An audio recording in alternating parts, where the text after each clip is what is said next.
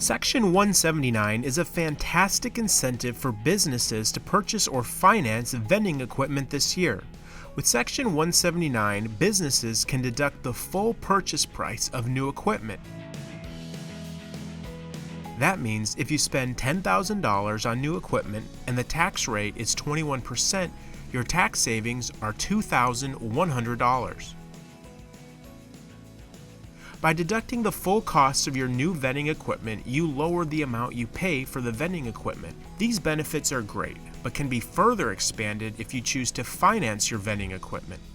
The clear advantage to financing vending equipment and then taking the Section 179 deduction is the fact that you can deduct the full amount of the equipment without paying the full amount this year.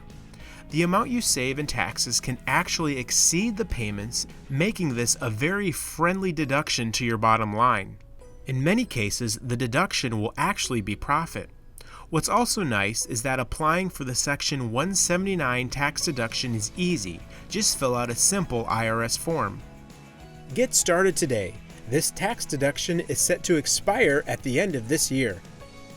We are always here to help and support our customers, but we do recommend that you consult with your tax advisor regarding how these tax-saving opportunities apply in your situation.